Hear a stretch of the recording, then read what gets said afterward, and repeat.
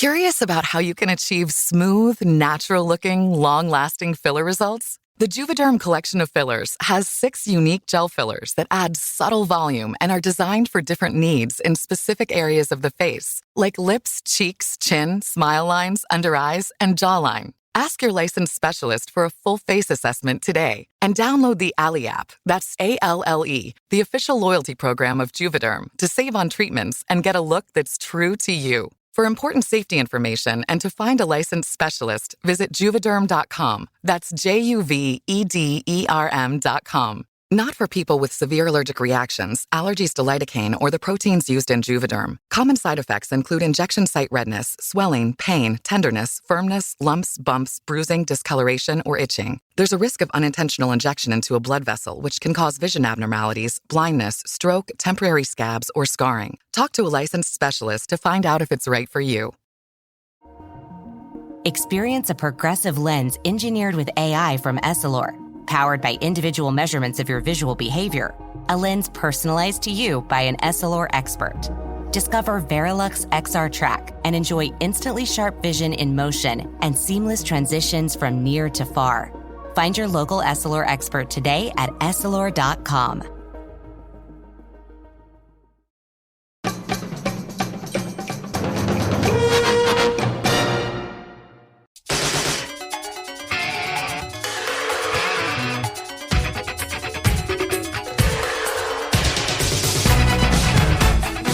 John Hughes is often regarded as a master of 80s teen comedies. After starting as National Lampoon's magazine writer, he transitioned to script writing in 1979 with the short-lived Animal House TV spinoff, The Delta House. By 1984, Hughes made his directorial debut with 16 Candles, and just a year later, he delivered 2 iconic films, The Breakfast Club and This 80s Flick. While The Breakfast Club remains the more critically acclaimed, this one still stands out for its quirky blend of sci-fi and comedy. The film follows 2 unpopular high school nerds who, frustrated with their social status, use their computer to create the perfect woman in a modern-day Frankenstein experiment. Their creation is not only gorgeous, but also has magical abilities that throw the boys into a whirlwind of parties, bullies, and self-discovery. So crank up the Oingo Boingo, load up all the data in the computer, and don't forget to hook up the doll, as Ben Carpenter, Darby Mirocha, Laramy, and I discuss weird science from 1985 on this episode of the 80s Flick Flashback Podcast. That's not a bad idea. What? Actually making a girl. Something's about to change their world. Something out of this world. She's alive! Alive! What would you little maniacs like to do first? It's all in the name of science. Weird science. It's purely sexual. A John Hughes film. Rated PG-13.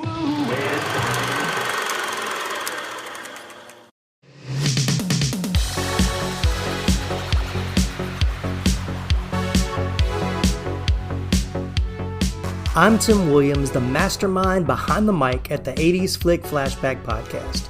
Joining me on each epic episode is a guest co-host who's as crazy about 80s flicks as they are about wearing parachute pants and solving Rubik's Cubes.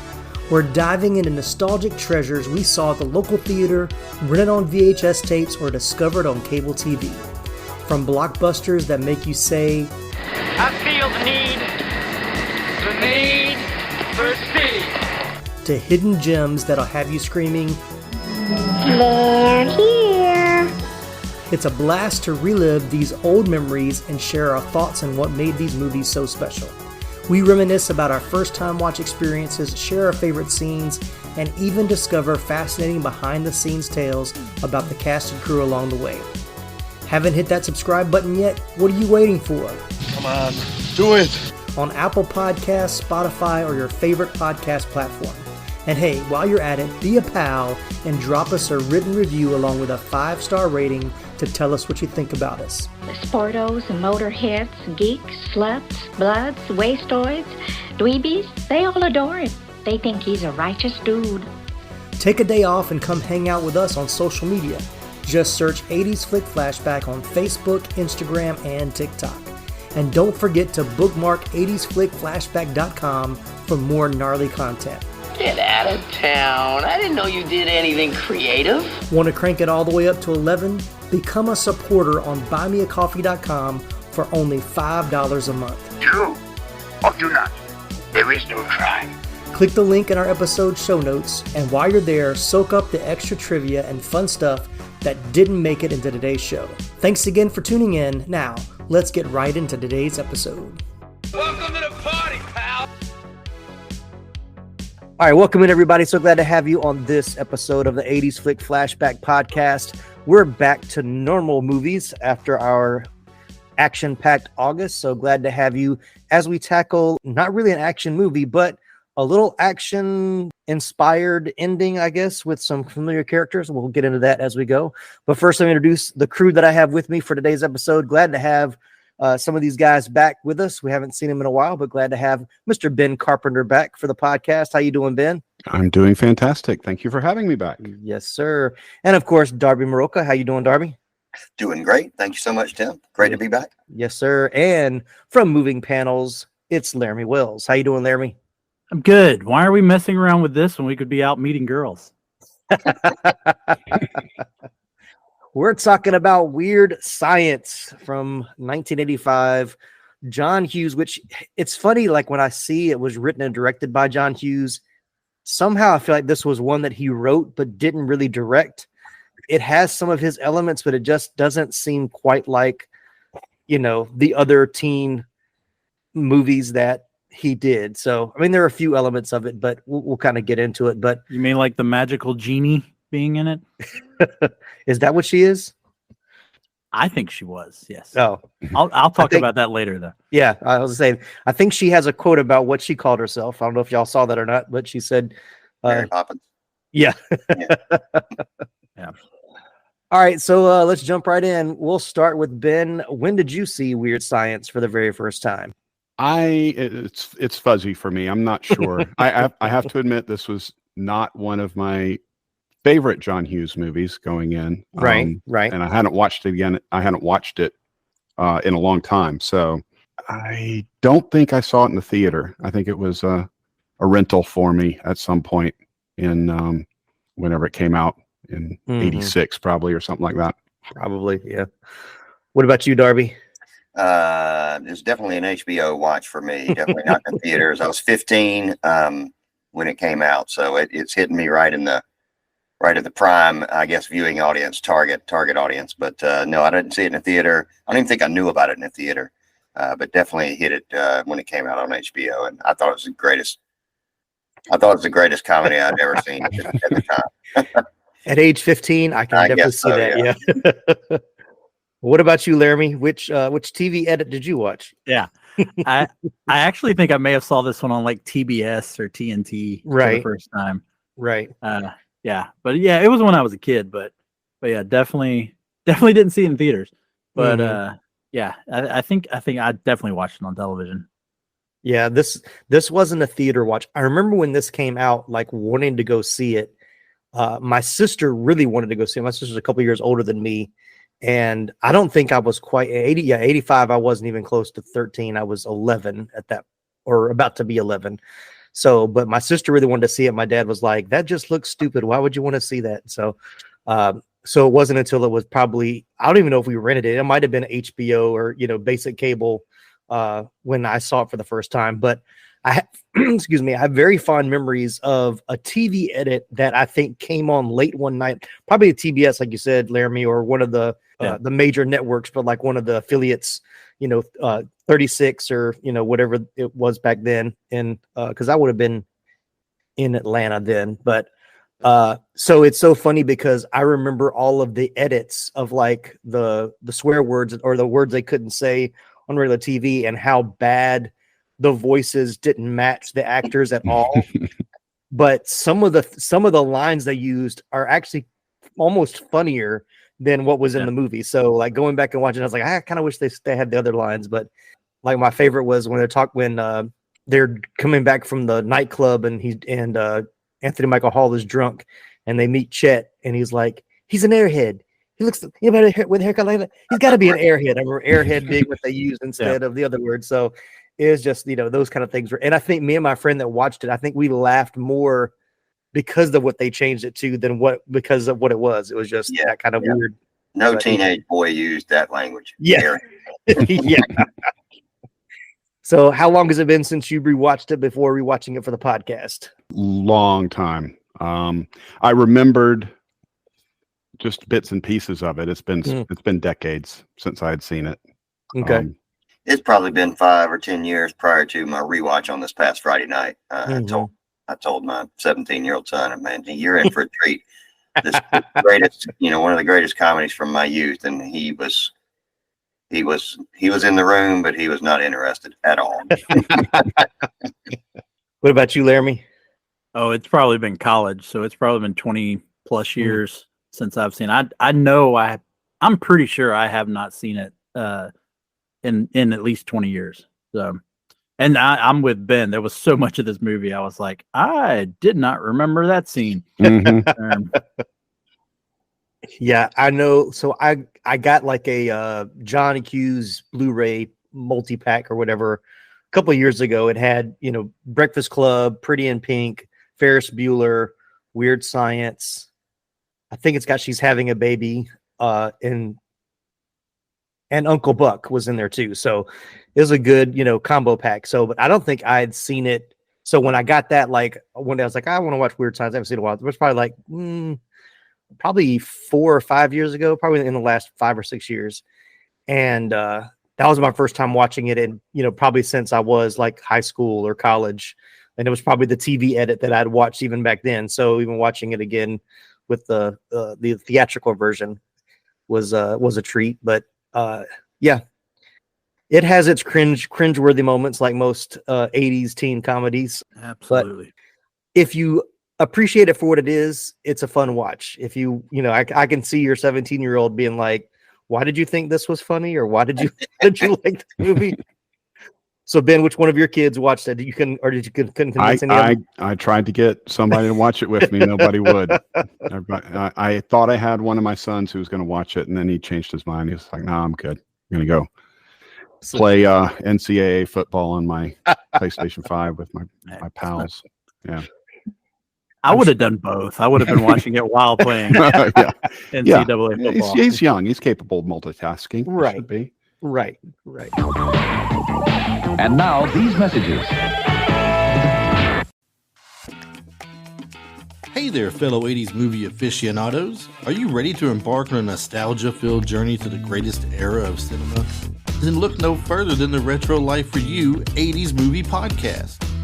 Join us every week as we rewind the VHS tapes, dust off those Betamax classics, and dive headfirst into the neon-soaked, totally tubular world of the 1980s movies. From the Brat Pack to action heroes, we've got it all covered. Breakfast Club, Ghostbusters, E.T. and Indiana Jones, and more. It's like a trip in Doc Brown's time machine, but without the DeLorean. So whether you're a die-hard 80s film buff or just curious about the cinematic gems of the past, Retro Life for You is your ticket to the ultimate movie time warp.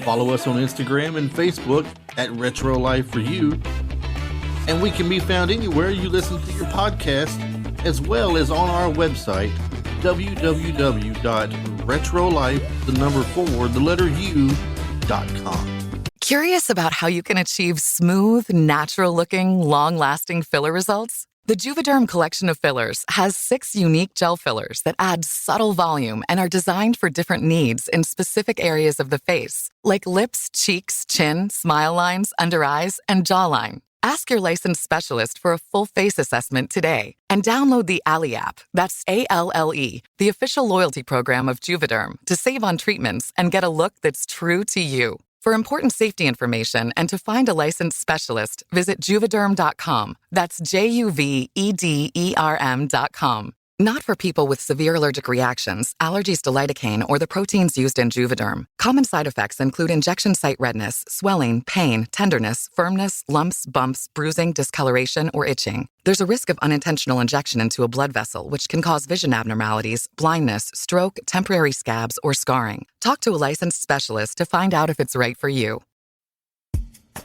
This episode is brought to you by Coffee Mate. Coffee Mate is the world's biggest coffee lover because we love all the ways you enjoy. Wait. Coffee Mate can't love coffee more than me. I'm a foodie. I went to Kyoto just for a nitro matcha latte. What? Oh, I have to finish the ad. Coffee Mate, for the love of coffee.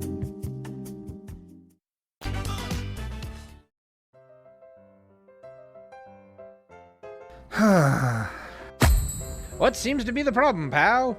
There's just so much pain in the world, so many issues. I don't think I can bear it. Hell, friendo, it sounds like you could use a dose of pop culture roulette. Pop culture roulette? What's that? Some sort of pop culture themed podcast or something? That's right, sonny boy. When hope seems far, dive into some PCR. But I already get my entertainment news from Variety. Huh, that's pretty good.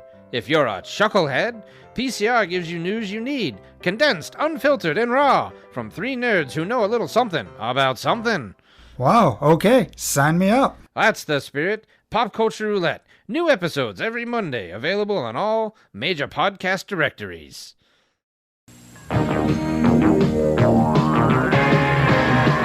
All right, well, let's jump into story origin and pre-production. This was fun. We kind of had a little conversation about this before we recorded, so you may learn some things here that you probably didn't know about. So, although it was released a full 15 years before 2000's X-Men opened the floodgates for the onslaught of big-screen comic book adaptations, Weird Science, in its own way, is a comic book movie. The film's title and the distinctive logo used in the credits and on the poster came directly from the 50s comic book of the same name. Weird Science was a publication of EC Comics, the publishing house best remembered for their notorious horror titles, including Tales from the Crypt and The Vault of Horror.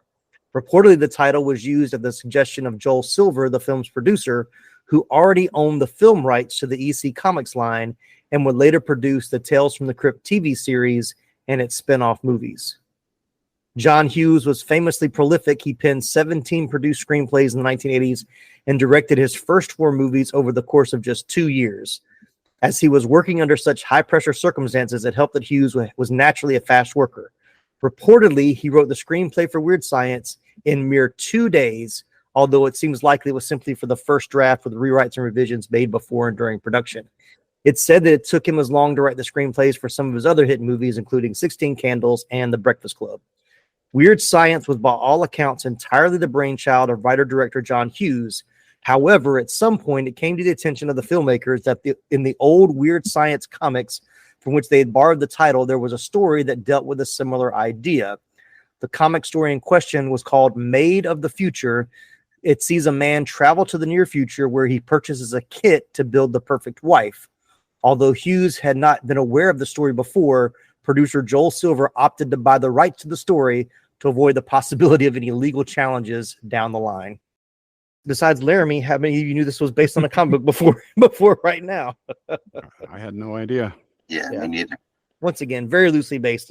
Yeah. Here's a title, Weird Science. What you got? And John Hughes came up with the story, but it did have some very broad strokes or very loose connections to Maid of the Future.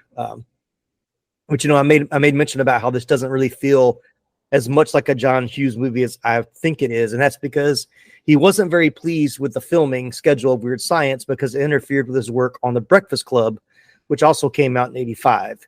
He was actually more passionate about. But after Universal Pictures told Hughes that he could finish work on The Breakfast Club after filming Weird Science was completed, the director view mellowed. So basically, they said you have to make Weird Science, and once you do that, then we'll let you make Breakfast Club.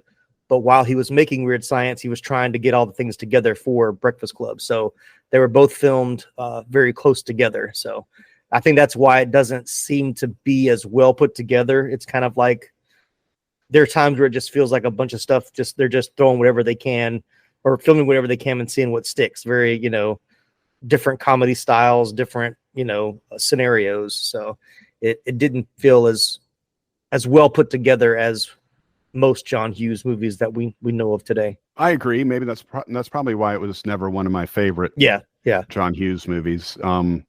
It has good lines that I've quoted Yes. like I've quoted my whole life, even though I haven't Right. seen this movie much. There are lines in it that I've said with my friends and stuff back then, and to this day. So Any you'd like to share right now? You want to save it for later, or any that you can repeat on this podcast? Yeah, no, we my best friend and I, we used to always, anytime it came up in conversation, the phrase "on the telephone," the other one would say "on the telephone," So. That's a great moment. I mean, he Anthony Michael Hall stole that scene for sure. Yeah. He was definitely having fun. His Richard Pryor impersonation. Pretty much, yeah. Mhm. Yeah. One that I think at some point I forgot was from this movie, but I still say it a lot. And I don't always use the same context, but when Chet is talking to White, it said, "You spit in this?" And he goes, "Not that I'm aware of." And so like people ask me certain questions, I'll be like, "Not that I'm aware of." And I just, funny way. So that's always stuck out to me. But there's been other things like they said in the movie, like, "Oh, that's where I've been saying that from," or "Oh, that's where I forgot about that." But that was one that I was, not that I'm aware of. Yeah, I think the greasy pork sandwich on a dirty ashtray. Yes, on a dirty ashtray. Yeah. That several times. Yeah. Which was an actual quote that Bill Paxton's father would say to him when he came home drunk. Oh, is that right? So, it was one he improvised. So I was always partial to if you're gonna float an air biscuit, let me know. Like so random. he's like, "What? If you're gonna break wind, you're gonna cut cheese. You're gonna squeeze cheese. Squeeze cheese, yeah." If you're gonna float an air biscuit. I think my friends and I used that for many weeks or months after that for sure. So yeah, that was one of those. Like me and my college roommates, I think I had one college roommate that pretty much anytime he'd get up to go to the bathroom, it was some line like that. Like even the UPS commercials around the time, he would get up and he goes, "I got to go see what Brown can do for me." And he would. That was one as well. So yeah, float an air biscuit definitely became one of those. Yeah. All right. Well, let's move into casting. I have a couple of favorite lines for for some of the characters. So maybe we'll have some more come up.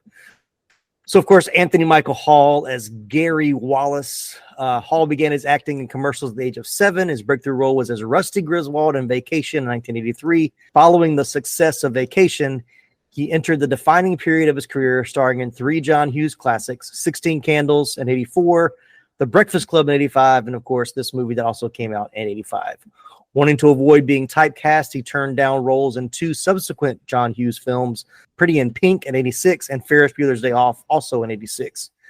He also turned down coming back as Rusty in European Vacation because this was going to be more of a starring role for him. So, but they both came out about the same time. We'll talk about that when we get to box office. He was kind of the definitive nerdy, geeky, run his mouth kind of kid from Vacation, definitely 16 Candles, not so much The Breakfast Club, but so I could see him wanting to do something different after this one, not really wanting to continue in the John Hughes, because I think Hughes kept wanting to use him kind of that same way. Do you know if Hughes wanted him for Ferris or for Cameron in Ferris Bueller's Day Off? I think we talked about it when we covered Ferris Bueller's Day Off, and I think it depends on which report you read. Like some said it was for Ferris, and some said it was more likely for Cameron. But either way, he didn't want to do it. So I can't imagine it would not be the same movie without Matthew Broderick as Ferris, in my opinion. But the first time I saw him, I was just going through his credits here, looking like the first time I saw him, and probably didn't realize it was in Six Pack, which I think we're going to cover later, right? So yes, I forgot Six Pack was one of his first movies as well. Yeah, and then he had a real good run there with Vacation, 16 Candles, Breakfast Club, and Weird Science all in a row. Within a 2-year period. Yeah. I mean, think about it. Hughes was putting out basically 2 movies a year, 85 and 86. So Breakfast Club, Weird Science, Pretty in Pink, and Ferris Bueller's Day Off in a 2-year span. So he was cranking them out. Yeah. So. Ignore those child labor laws, which probably actually didn't exist in the 80s. So nah, probably not. Not for teenagers. I'm sure for like little kids, I think it did. Yeah. But yeah. All right, then we got Kelly LeBrock as Lisa. He don't even have his license, Lisa. Kelly LeBrock began her career as a model beginning at the age of 16. She'd appeared on hundreds of covers of magazines, including a Christian Dior ad. Her motion picture debut was in the movie The Woman in Red in 1984 with Gene Wilder, in which she played a model. She has appeared in many films, including Hard to Kill in 1990 with her then husband, Steven Seagal, Wrongfully Accused in 1998, and The Sorcerer's Apprentice in 2001. She actually turned down Weird Science because at the time she was in the south of France with Sting. She said, I was with my first husband. He was doing a movie there, and I was like, work or play with Sting, and I decided not to work. But the makers of Weird Science were soon pretty much begging her to reconsider. She said they had given the role to somebody else, but 3 weeks into filming, they had to dismiss her because she wasn't right for the role. She said, they called me, and within a couple of hours, I was on a plane from France to Chicago. And you may say, who was this other person that was going to be Lisa? Her name was Kelly Emberg, who, like LeBrock, was also a model. She achieved a degree of notoriety in the 80s as a girlfriend of rock legend Rod Stewart during that period. I'm like, okay, which model was Rod Stewart dating at the time? She only had one other acting role, a 1983 modeling movie called Portfolio. And once she was let go from this movie, she really didn't do any other acting at that time. It's probably a better choice with Kelly LeBrock. Yeah. Which I always think that she was in more movies. Like I actually thought she was in a couple of Seagal movies, but it was only just that one, I guess. This is the only movie I think of when I think of Kelly LeBrock. Yeah, about the same. Yeah, definitely think of Woman in Red. I remember that with Gene Wilder. I was thinking, why would she be attracted to Gene Wilder in that picture? That always was making me scratch my head. But it's a funny movie nonetheless. Charles Grodin was just brilliant in that movie. But anyway, yeah, she was a good choice. I looked at the ages of the primaries in this movie when this movie was she was 25 and I guess the others were 16 and 17 at the time. We talked about child labor laws, but I don't know about the sexual stuff and all the kissing and stuff going on and I guess that stuff just didn't matter back in the 80s. Nope. Didn't even think about it. Problematic. Yeah, much more problematic now than it was back then, for sure. Or, more in our conscience about it. This was something I didn't realize, that the name Lisa was actually chosen in honor of Apple Computer's first GUI computer, the Apple Lisa standing for Locally Integrated Software Architecture. The Apple Lisa first hit the market in January of 1983, but was discontinued in August of 1986. Thought that was an interesting little nugget. Were you guys aware of that computer at all? You guys are smarter than I am. I was not. I remember the Lisa. I don't remember. We didn't have one or anything. We had an Apple IIe computer, I think. All right, and then we've got Ian Mitchell Smith as Wyatt Donnelly. Weird Science may well have been a big hit, but it didn't necessarily propel relative newcomer Ian Mitchell Smith to the heights of Hollywood. The young jobbing actor followed the John Hughes movie with a number of small roles in movies and television. Most prominently, he appeared in 27 episodes of the TV series Superboy from 1989 to 1991, which I knew Laramy would probably know that already. He'd soon decided to walk away from acting to instead pursue an academic career. Today, he holds a PhD in medieval studies and is an associate professor of English at California State University in Long Beach. He did come back to the screen once in 2017 for a Weird Science themed episode of the 80s sitcom The Goldbergs. He remembered his roots. Did he play himself in that, or was it just another character?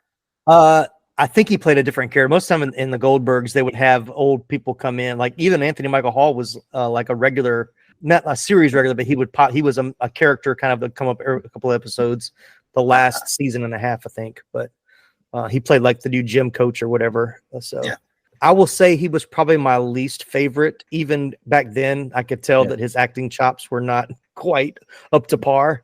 And he studied ballet. That's how he got noticed by a casting agent to start doing commercials and stuff. But interesting. Yeah.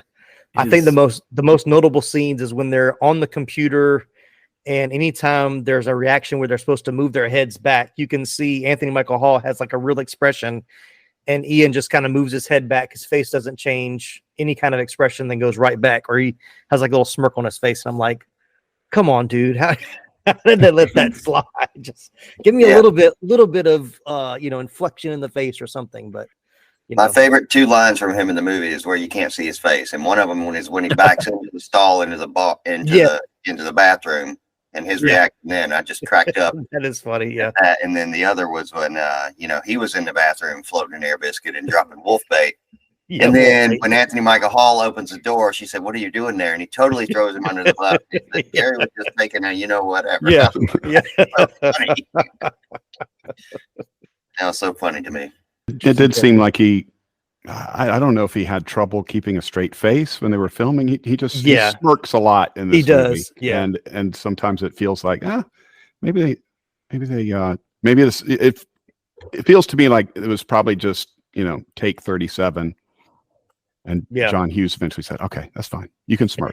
Go ahead. Right. We'll just do it that way." Mm-hmm. Let's get it over so I can work on Breakfast Club. Exactly. Yeah. Right. He was just, that's good enough. We'll fix it in post. Yeah. All right. And the late great Bill Paxton as Chet Donnelly. We've covered him in a few other episodes. He starred in films such as Aliens in '86, Near Dark in '87, Tombstone in '93, True Lies in '94.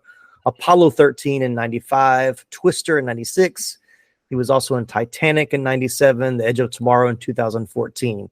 His line, "How about a nice greasy pork sandwich served in a dirty ashtray," was based on something his father, John Paxton, used to say to him when Bill was hungover from a night of drinking. So. Look, you got to mention Frailty, though. I can't let you not mention Frailty. Yeah, yeah. It's one of the greatest movies I have ever seen in my life. So... Bill Paxton's great in everything, but the fact that he starred and directed Frailty. What I did not know, and I didn't put this in the notes, but like there's 3 people that were in this movie that actually were in Commando that came out the same year. Bill Paxton has a cameo in Commando. He's like a guy. He's one of the military guys reading a screen and has like 2 lines in the whole movie. I was like, wow, I didn't realize he was in that. But I didn't realize that either. Yeah.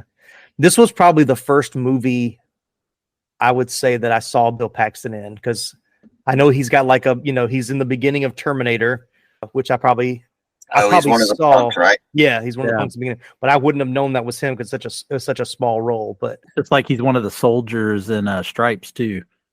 Oh yeah, I think so. Yeah. He's been in a ton of stuff. Yeah, his IMDb page is crazy. But and when did he pass?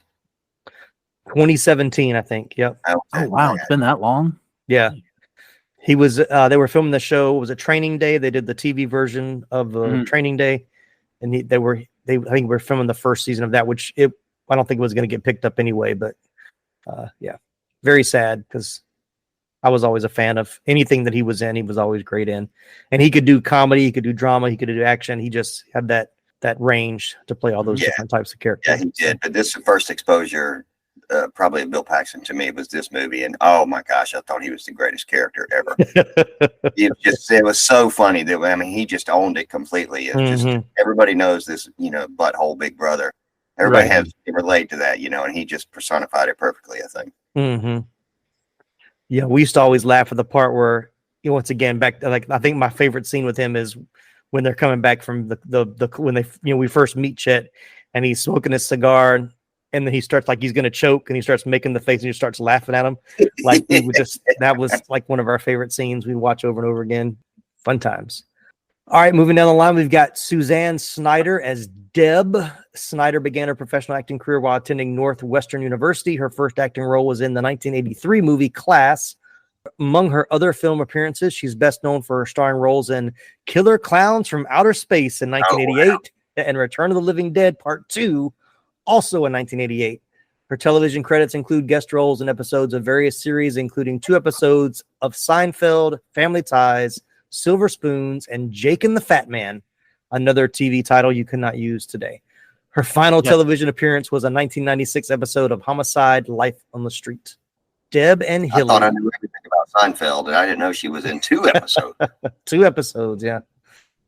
I wonder if she played the same character in both episodes. I didn't. Yeah, I wonder. Be interesting. And then because we're kind of talk about both of them together, so we'll talk about the other one who played Hilly, which I'm like, what is Hilly even short for? But Judy Aronson. Hillary. Hillary. Oh, I could see that. Hillary. That makes sense. Hillary. Her first film role was the 1984 horror film Friday the 13th, The Final Chapter, as Samantha, which we've covered already on the podcast. In 85, she appeared in the action movie American Ninja. Aronson played Sarah Duncan on the short-lived TV series Pursuit of Happiness from 87 to 88, and she made numerous guest appearances on such TV shows as Sledgehammer, Simon and Simon, Full House, Beverly Hills 90210, Charles in Charge, and Law and Order: Criminal Intent. Deb and Hilly, were these the type of girls that you had been pining after in high school? 100%. I mean, at that age, for sure. Yeah. Ben's thinking. Yeah. I don't know. No, not for me. I went for more of the girl next door type, not the made up hair. Yeah. You know. I mean, you know, that's a lot of guys' things, obviously. But it's all right. It's very much we had the preppy look in the 80s and 90s. I don't know if that's still a term anymore. I know, like, that was especially when I was in high school in the 90s, it was like, are you preppy or, preppy or jock or whatever, all the different labels or whatever. But that was definitely that they had that kind of look to them, as well as the boyfriends. And we'll get to them next. Well, this movie, I think, exemplifies like peak 80s fashion. Horribleness. 100%. Yeah. Especially when they're at the mall, the scenes at the mall. Yes. And you just look at some of the things people are wearing, and it's I don't remember anybody I knew wearing anything like that. No. I actually think Kelly LeBrock becomes more 80s as the movie goes along. Yeah. I could see that. So then we'll talk about the two guys. Robert Downey Jr., credited here just as Robert Downey, as Ian. I had no idea I didn't know either of their names, but or the character names. They were just the boyfriends. Bully number one and bully. Yeah, pretty much. So at the age of 5, he made his acting debut in his father Robert Downey Sr.'s 1970 film Pound. He worked with the Brat Pack and teen films such as this one and Less Than Zero in 87. His portrayal of Charlie Chaplin in 92 biopic. Chaplin received a BAFTA award. He's had a roller coaster of a career. Yeah, I know. I'm not gonna try not to get too much into it. So, but of course, he made his big comeback, became Iron Man, and will soon play Dr. Doom, I guess. But but it's so funny to see him in these, like, as a teen, or him playing a teenager. Of course, they're all. I know Darby said, like, the two main characters were like in their teens, but I think everybody else in this movie is at least 25 to 30. They might have been, the other teenagers might have been older than Kelly LeBrock when they made this movie. But yeah, like this one, and he's also the friend in Back to School with Rodney Dangerfield. I think this probably the only other Robert Downey Jr. movie that I remember from being of him playing a teenager. So, and I think he's almost like the same character in both of those movies. They might have been out around the same time, I think. But yeah, he was a lot more of a dweeb in Back to School. Yeah. He wasn't the as obnoxiously, trying to be the obnoxious cool guy. And then Robert, go ahead. Him and pretty much just a couple years after this movie, him and Anthony Michael Hall would become part of the worst cast ever on Saturday Night Live. Yeah. And I think I was reading. I read. I think they didn't even make it through one season. I think they both got fired before the season. Almost that entire cast did not make it through the one season. Yeah, because I watched Saturday Night Live a little, in the 80s and the 90s, and I honestly don't think I've seen one episode from that season. Like, either I watched it and blocked it all out, or I just skipped it all together. But it's really bad. There were, I think there were a couple of people from that season who did survive and made it further, like Nora Dunn and John Lovitz, I think. Okay. But yeah, everybody else. I believe that was the season that ended on a cliffhanger. Like, the last sketch was there was a fire in the SNL studio, and the whole premise was who's going to survive. Oh wow. Oh yeah, and the joke at the punchline was Lorne Michaels went in and saved John Lovitz, and that's it. Yeah, because he had his the liar character that was already popular. Oh yeah, that was like the big breakout character from that season, and so he just let everybody else burn up in the fire. That's the ticket. That was his character. Yeah, that ticket? Yeah, that's funny. Wow. Yeah, because I think him and Nora Dunn, I do think, are the only cast members that may have survived that season. Yeah. But I mean, not that the others didn't do well in their careers. I mean, Joan Cusack was part of that season. Randy Quaid was a part of that season. So I think it was the first season where they were pulling people that were already kind of somewhat established that had done movies, and that was why it didn't really work, because it was successful by finding like unknowns and making them, kind of. No, it was successful by finding comedic actors that were like good improvers and right. I mean, it all came from the groundlings for the most part. So that's where it succeeded. All right, so then we got the other boyfriend bully as Robert Russler as Max.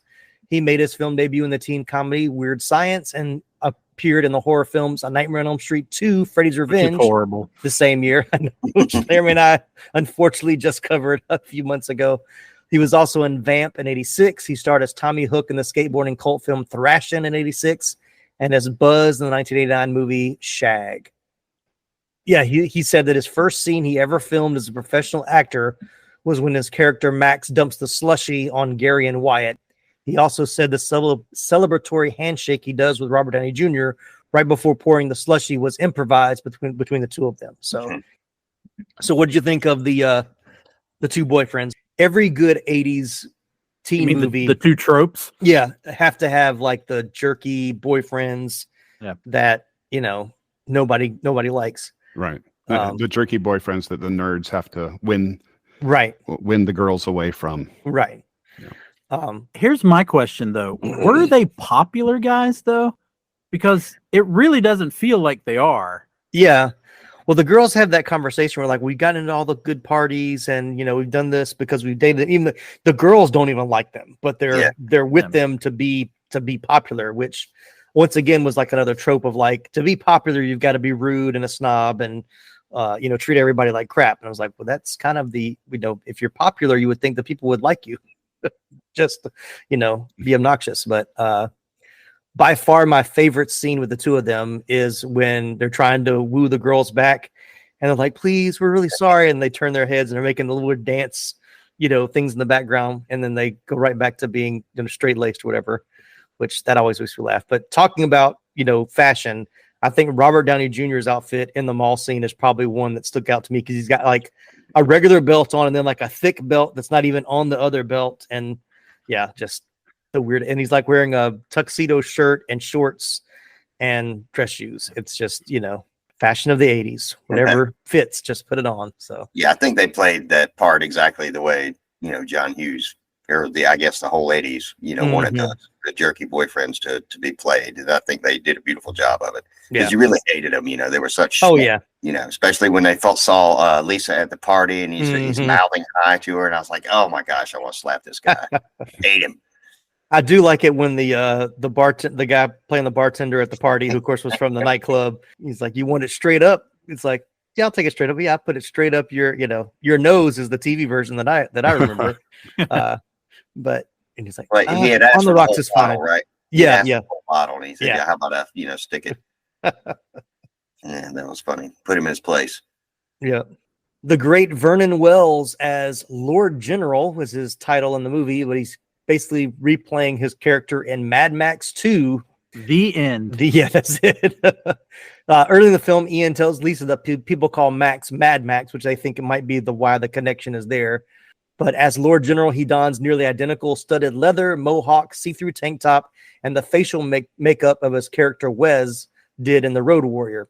It was the first time the Australian actor traveled to America, leading to his immediate casting in Commando the same year. So he went from while he was here, he auditioned for Commando and got that one. So, which is probably the only other movie that I most recognize him from. We talked about him in Inner Space. Ben was in that episode.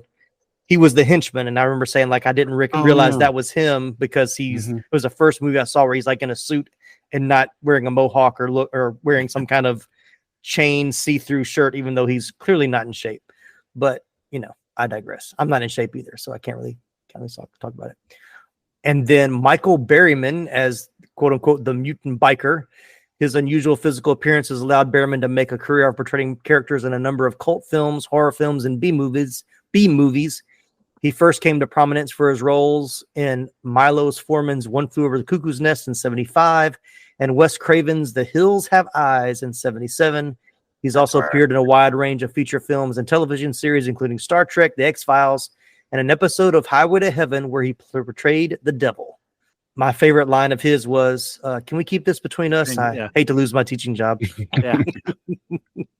Yeah, I thought it was funny when I watched it the other night. I don't think I'd realize it in the previous watchings, but when what was his name? Lord Vernon, when he comes in, Vernon Wells, got this girl behind him on a leash with a choker chain around her neck, and it was just so bizarre. It's just it's just totally bizarre that they would come and crash this party.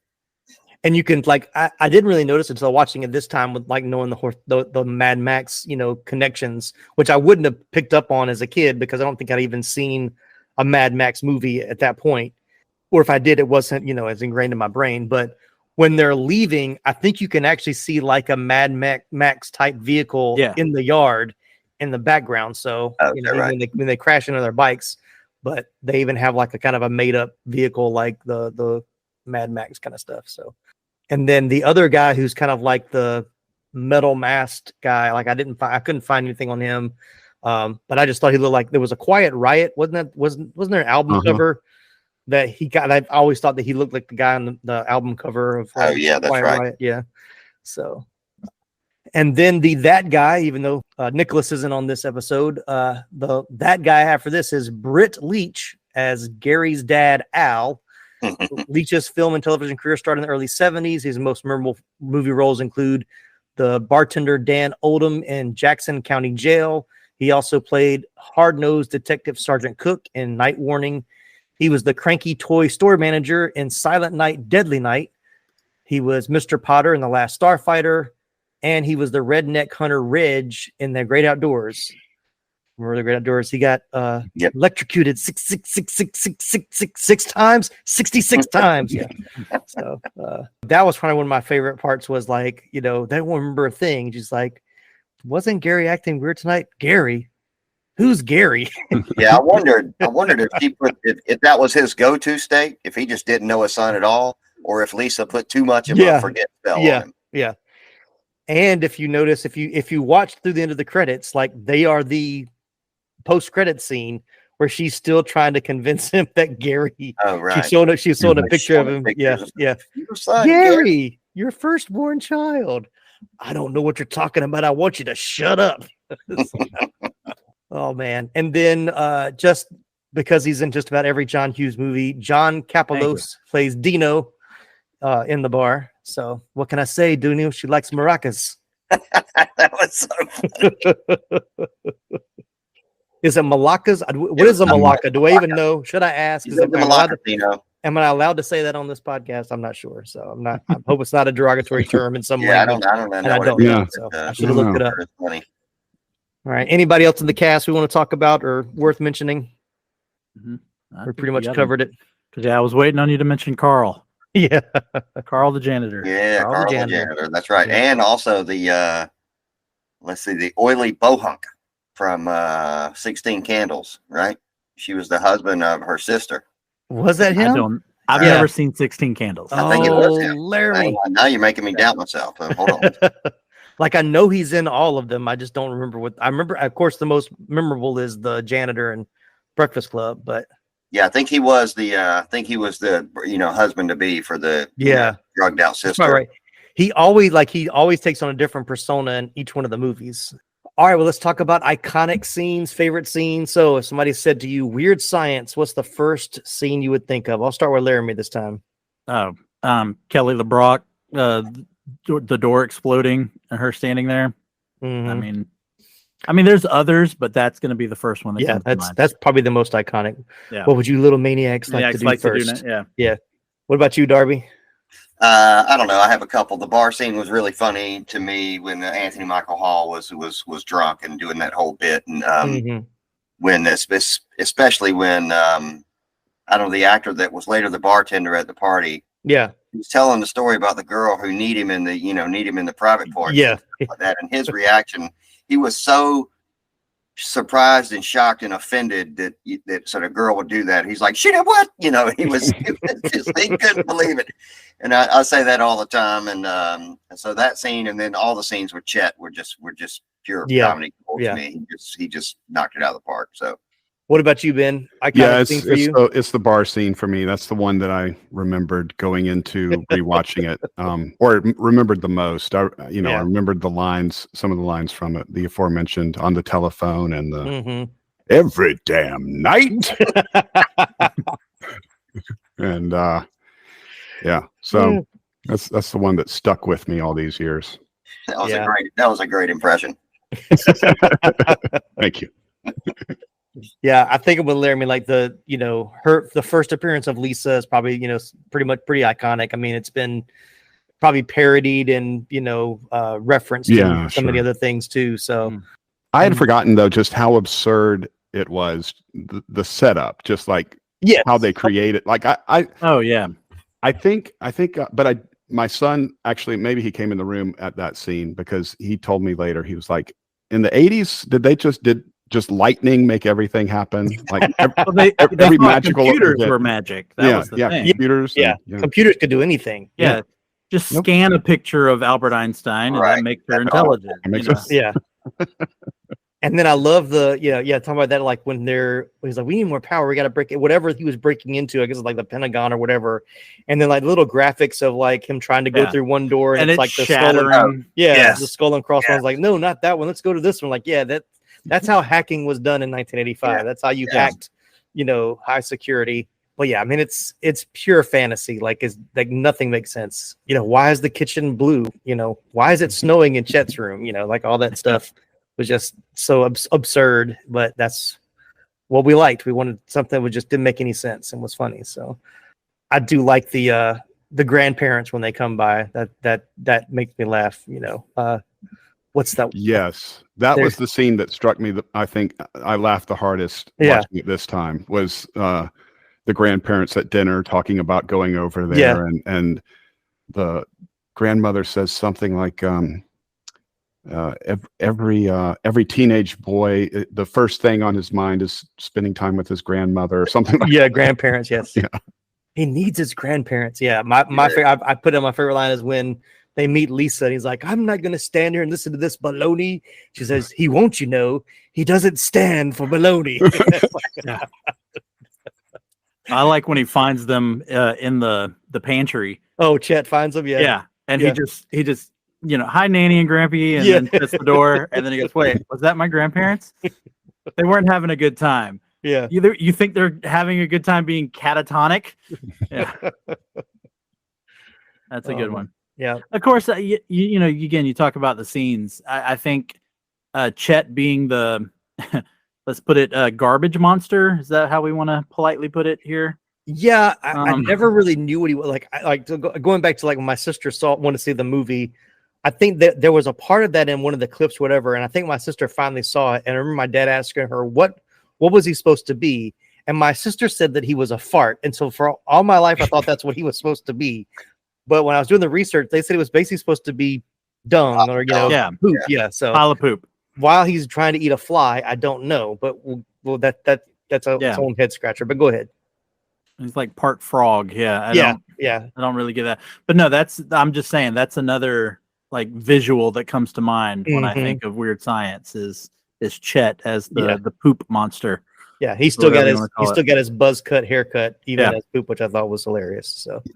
The trivia about that is they really wanted Bill Paxton inside that suit for the animatronics or whatever and be the voice. But when he got in it, he became very claustrophobic and refused to do the scene.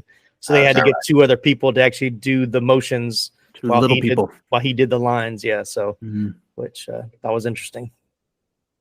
He said he never worked with John Hughes again after that. And I'm not sure that's why. That was the reason why. But anyway, any other favorite scenes?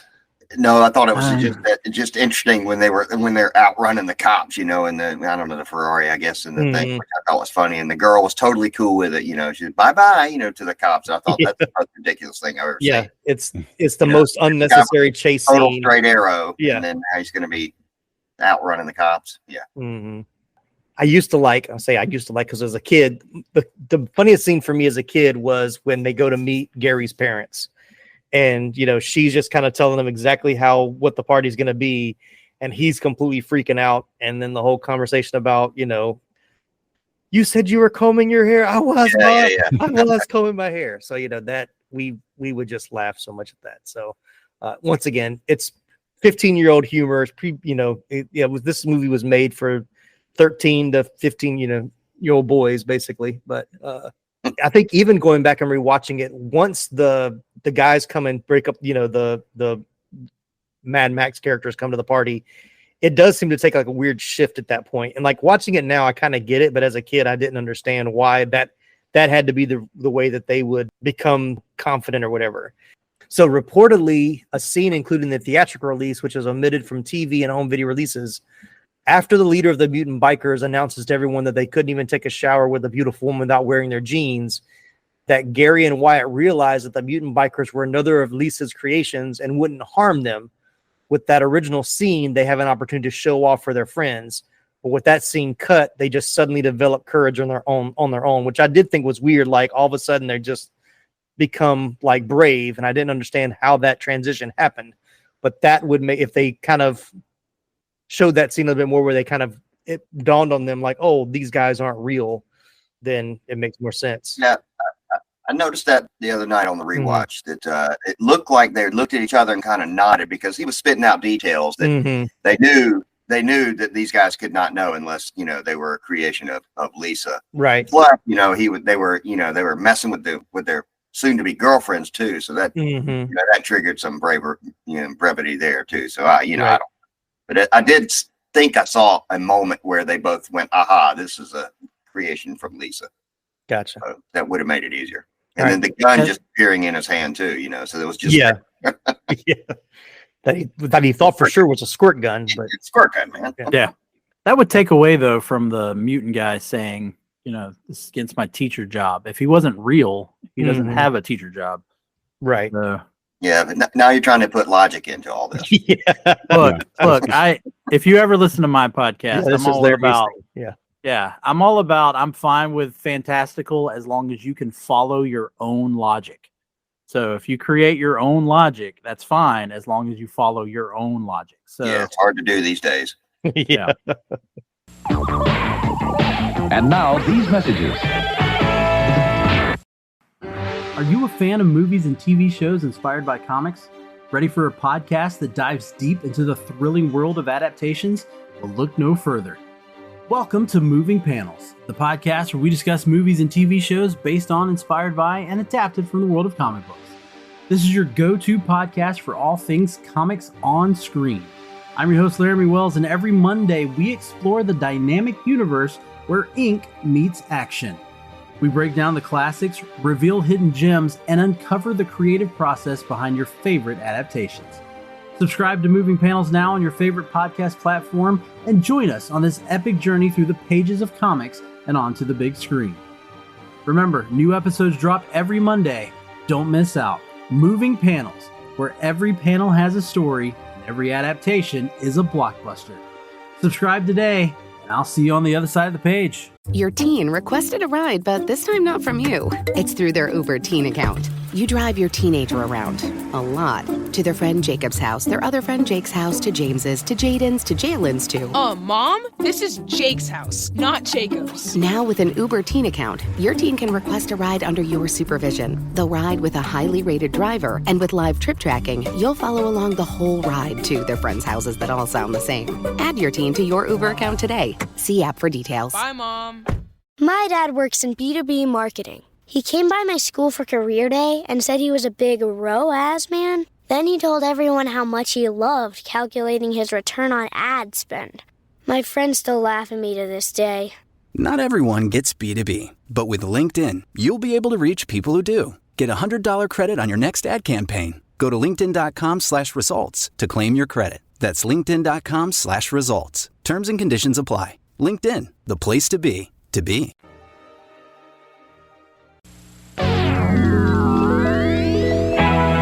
So while Weird Science is best remembered as a John Hughes movie, it's also the handiwork of another major Hollywood player of the 80s, Joel Silver. Weird Science was the third solo producing credit for Silver after 1982's 48 Hours and 1984's Brewster's Billions. Silver would soon really make his mark as the era's foremost producer on full-on action entertainment. Later that same year, he would produce Arnold Schwarzenegger's hit Commando. He would then reteam with Schwarzenegger for 87's Predator. Before the decade was out, Silver would also produce Lethal Weapon, Die Hard, Roadhouse, and Lethal Weapon 2. And he took that to the 90s when he went on to produce The Last Boy Scout, Demolition Man, and The Matrix, among others. As with many of the 80s movies, Weird Science had a theme song written and performed by a pop act of the time. The Weird Science title track came from Oingo Boingo, a new wave band notable for their quirky and electric style.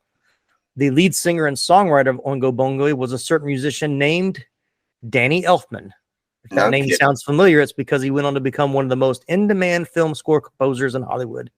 He's especially renowned for his long-working relationship with director Tim Burton, providing the score for Beetlejuice, Batman, Edward Scissorhands, and The Nightmare Before Christmas, among others. Yeah. And the Simpsons theme. Yes, that's right. Now, I think I'd read that a couple of years ago. That I didn't realize that Danny Elfman was the lead singer of Oingo Boingo until a couple of years ago. I didn't realize that until 5 seconds ago. It's crazy that that song is at the beginning. That you don't have it as like this credit song at the end or whatnot. So, of course, even though I probably did see this movie before, I was, and I will still say am, a huge fan of the USA Network TV show Weird Science. And of course, that was also the theme song for that show. And that's where I think I really connect with that theme. Like I hear that theme song, I think of the TV show, not the movie. Right. Yeah, we'll talk about the TV show here in a second. I thought this was interesting. There were 5 actors named in the credits as quote unquote the weenies. There are multiple scenes shot with these characters who were supposed to be buds of Gary and Wyatt. John Hughes did not have the final cut of the film. So he was not able to do the final cut of the film. So almost all of the weenies scenes were cut. They can be seen in the mall scene when Ian and Max chase after Lisa. Lisa passes by the weenies and Max and Ian slap them. They also can be seen sitting on a couch with Lisa when the house is going berserk during the party scene. The edited TV version of the film includes a scene where the weenies arrive at the party on mopeds wearing Devo helmets that they called energy domes. Lisa opens the door and allows them into the party, which I do remember that from the TV version. There's also an extra scene in the TV edited version at the very beginning where Gary and Wyatt are in the kitchen cooking. I don't remember that scene as much, but I do remember the guy showing up because I think I would get that confused with like when they all show up at the party in 16 Candles, which everybody doesn't recognize because he didn't see the movie. But yeah. But I did recognize one of those guys. He's the guy that played Hodges on CSI. Okay, there you go. Yep, the concept of Weird Science captured the popular imagination enough for the film to inspire a spin-off TV show. The small screen sitcom adaptation of Weird Science first aired in 1994 on the USA Network. The setup was essentially identical, with teen losers Gary and Wyatt creating the superpowered dream woman Lisa on a home computer. The Weird Science series starred Vanessa Angel as Lisa, Michael Manesseri as Wyatt, John Mallory Asher as Gary, and Lee Tergesen as Chet. It ran for 5 seasons and 88 episodes, coming to an end in April of 1997. 5 seasons. Yeah, but they were short seasons. Yeah, but it's almost 100 episodes. I don't remember that at all. Yeah. I don't think I ever watched the show, but I remembered when it was on. Like I remember seeing commercials for it here and there. So no, I watched it. That was prime because I was a teenager in the 90s, so that was prime like watching for me. The same way this movie hit teenagers in the 80s, that show hit me in the 90s. So I was a huge fan. I have actually bought the complete series on DVD. So huge fan. And Lee Tergesen that played Chet, I love Bill Paxton, but he's the person I think of as Chet. I mean, again, I connect more to the show than I do the movie, to be honest. I just want to see how they stretch that premise out into 88 episodes. It was just the typical like sitcom type thing. I mean, you just had a different thing that Gary or Wyatt had to deal with in that episode. Like it might have been like just as something as simple as needing to do a project on Abraham Lincoln. So Vanessa would actually, the old Bill and Ted thing. Vanessa Angel, Right. Lisa would actually bring Abraham Lincoln with them, and then something would go wrong or crazy or something like that. Yeah, that's all it was. It was just it was really a modern I Dream of Jeannie kind of a it's just a goofy situation each episode. Oh, okay. I didn't even know the series existed when I was searching for this on Friday night to watch it, and I popped in Weird Science into my Roku. Mm-hmm. I noticed a couple of results, and I said, "What is a TV show?" No memory of that whatsoever. All right, well, let's talk about box office and critical reception. Weird Science opened in North American theaters on Friday, August 2nd, 1985. It landed at number 4 at the box office, being beat out by another new release, Fright Night, which came in at number 3. And holdovers, National Lampoon's European Vacation was number 2, and Back to the Future reclaimed the number 1 spot in its 5th week of release. So, of course. Yeah.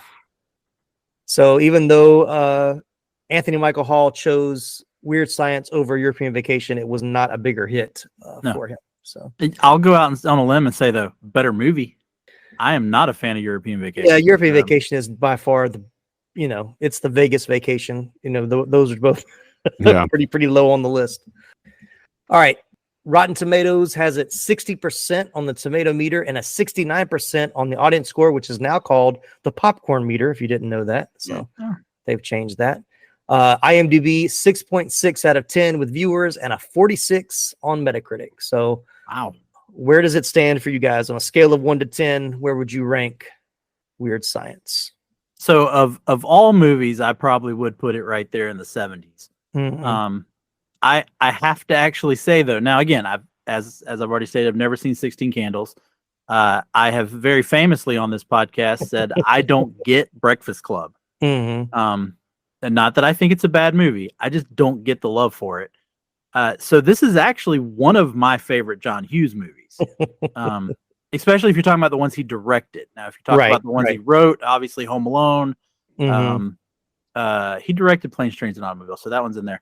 Mm-hmm. But there's another one that I'm drawing a blank on that I know he wrote but didn't direct. He wrote Vacation. He wrote Mr. Mom. Yeah. So again, it would be up there as in my top maybe 5 John Hughes movies. But as an overall movie, and mainly just because, like I said, it doesn't hold up. I mean, let alone the fact that Robert Downey Jr. and his friend say, if you make us a Lisa, we'll give you our girlfriends. Right. Like that. Right. That, pretty terrible. No, yeah. So the fact that, a lot of it doesn't hold up. Yeah. Same problem in 16 Candles, just not as blunt.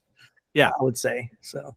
Yeah, and you mentioned that there was. I maybe think before we go back to that, there was one other deleted scene in the final cut of the film. Max and Ian are last seen fleeing the party when the bikers invade.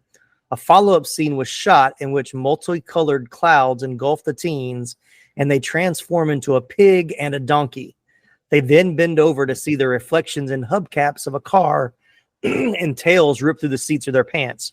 Producer Joel Silver insisted on cutting the scene, rationalizing that it detracted from later transformation in the film. Photos of the actors in this makeup were published in the March 1986 issue of Cinefantastique magazine. So I did, when you mentioned the two guys, I was like, oh yeah, which it is weird because you don't really see their comeuppance. They just run out when the bikers come in.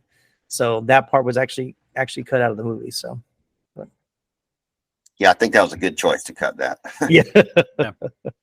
I mean, with Chet at the end and all that, I mean, it's getting you've got enough bad guys at that point. Yeah. I had actually heard about that, and I heard that it may have been Joel Silver that actually said, I don't want to do that because he didn't want to take away from the Chet transformation that would happen later. Yeah. So. Yeah, because if we saw that first, it would have lessened that transformation of Chet. Yeah, I see that. So, all right, Darby, Ben, where do you rank it?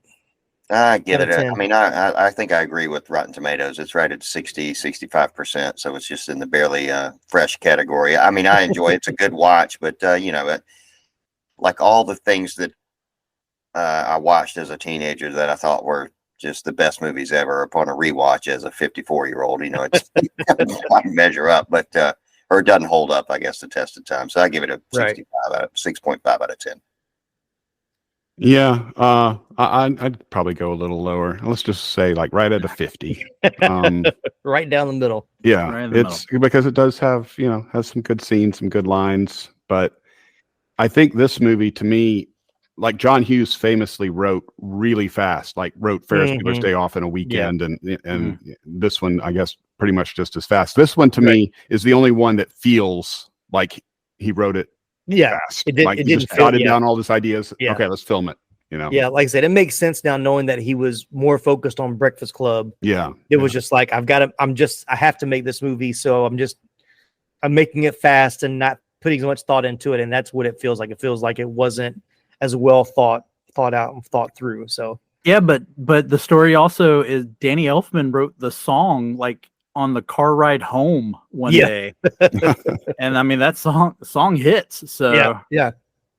You can still be very successful writing something very quickly. Oh yeah, for sure.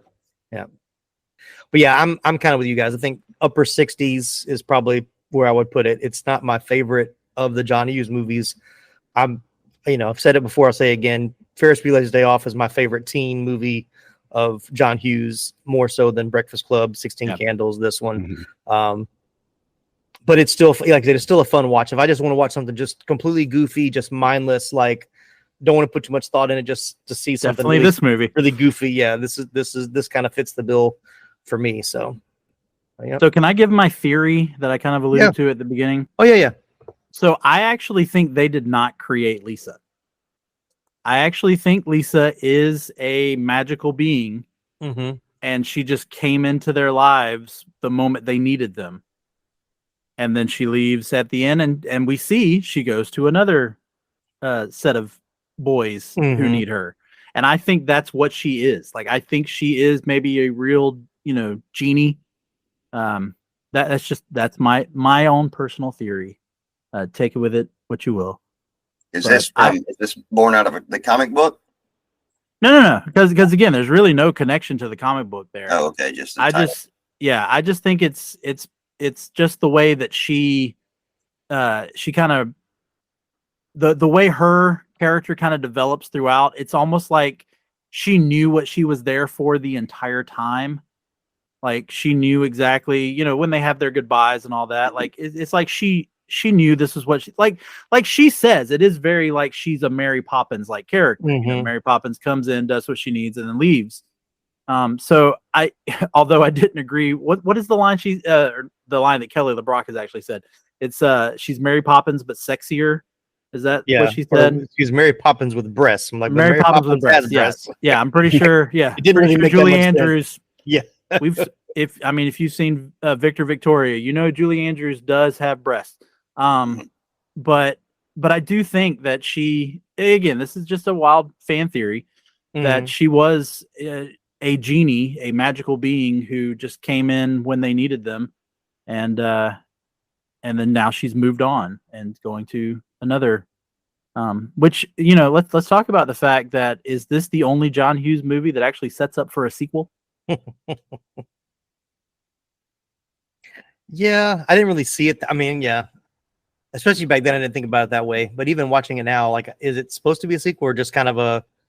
I guess I don't know. I mean, clearly no, but but they clearly are showing, hey, she's now going to help these two, these other guys, which again does play off of comic book, because the Weird Science was an anthology like Tales from the Crypt, so you could have just had another story with this same character. But that's my 2 cents. Take it with it what you will. Yeah, I don't know that I think that's what John Hughes intended. But I do like that better. Like I do think that makes it make a little more sense. So it totally was Frankenstein is what they were going for. But no, that, like I said, I don't think that was the intention. I read that in the actual story, and like I said, Kelly Brock's performance of Lisa. So it's like she's already, because you would think, and the TV show I think played this a little bit more. You would think that a brand new being wouldn't be as knowledgeable as she was. Yeah. Well, they fed that Einstein picture into the scanner. Yeah, I mean, there you go. Yeah. That's all you got to do. And apparently, a picture of Houdini means she has magical powers. It's just kind of that notion of that she's already very knowledgeable of stuff. It's kind of like she knows why she's there, and she's setting up, the dominoes to get knocked down, and doing everything she can for Gary and Wyatt to quote the new coming of age. And then once they do, she's the drifter that, but magical, that goes off and, okay, now I'm going to go to help another couple of kids. Is that what she said at the end? Because I don't remember hearing that she was going to go help others or something like that. No, she doesn't. Just because that last scene where the other boy, she shows up she's the coach. Yeah. Oh, yeah, that's right. That's right.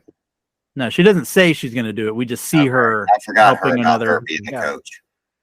All right, well, gentlemen, well, thank you so much for being a part of this episode. Anything else we want to add before we wrap this one up? I think we've exhausted this one as much as we can. So, yep. I want to thank Ben, Darby, and Laramy for joining the episode. And as Darby mentioned before, electricity brings things to life. And on this Friday the 13th, when this episode releases, we'll talk about another being that get brought back to life, as Laramy, Charlie Cotter, and I will drop a bonus episode on Friday the 13th, Jason Lives, part 6, where Jason comes back after being electrocuted. So if you want to follow the theme of Frankenstein-like resurrections, then what a double podcast to listen to. Yeah. Without having to put a bra on your head. There you go. Yeah. It's ceremonial. Ceremonial. Yeah. All right, folks, that's a wrap on this episode of the 80s Flick Flashback Podcast. If you enjoy the trip down memory lane, we love it if you'd leave us a glowing 5-star review on Apple Podcasts. Don't forget to follow or subscribe so you never miss out on more awesome 80s movie fun. Got a favorite flick you want to talk about or a question for us? Hit us up on Facebook, Instagram, or TikTok. We love hearing from fellow 80s movie fans. Want to go the extra mile? You can support the show at buymeacoffee.com. Every little bit helps, and even just $5 a month goes a long way.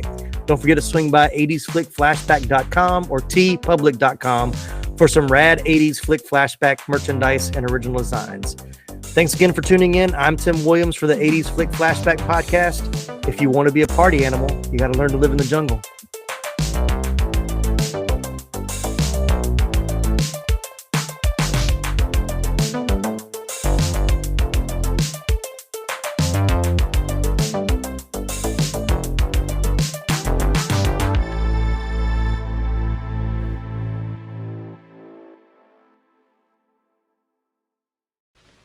You're still here?